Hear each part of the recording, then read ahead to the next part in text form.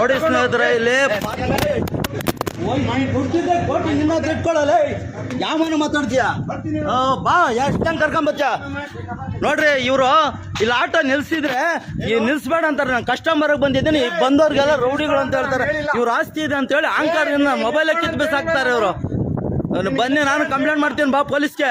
ನನಗೂ ಸಮಾಜದಲ್ಲಿ ನ್ಯಾಯ ರೀತಿ ಗೊತ್ತಿದೆ. ಯಾವನ್ ತಪ್ಪು ಮಾಡ್ತಾನೆ ಅವ್ನಿಗೆ ಹೇಳ್ರಿ, ಕರ್ಕೊಂಬರ್ರಿ, 100 ಜನ ಕರ್ಕೊಂಬರ್ರಿ. ಏನು ನನಗೆ ಕಳ್ಳ ಅಲ್ಲ.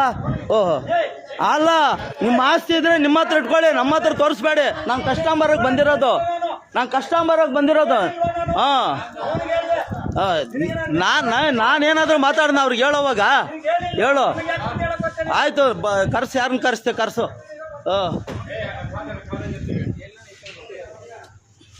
ನೋಡಿ ಸ್ನೇಹಿತರೆ, ಈ ಜಾಗದ ಓನರ್ ಅಂತ ಇವರು ಇಲ್ದಿದ್ದು ಮಾತಾಡ್ತಾರೆ. ಇಲ್ಲಿ ಪಾಪ ಅವ್ರು ಆಟೋದವ್ರು ಕಸ್ಟಮರ್ಗೆ ಬಂದಿದ್ದಾರೆ, ವೆಯ್ಟಿಂಗ್ ಮಾಡ್ತಾ ಇದ್ದಾರೆ.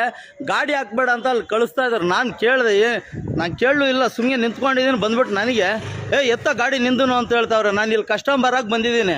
ಯಾರೋ ತಪ್ಪು ಮಾಡಿದ್ದಕ್ಕೆ ನನ್ನ ಯಾಕೆ ಇದು ಮಾಡಬೇಕು, ನನ್ನ ಮೊಬೈಲ್ ಕಿತ್ತು ಬಿಸಾಕೋದು ಇದೆಲ್ಲ ಮಾಡ್ತಾ ಇದ್ದಾರೆ.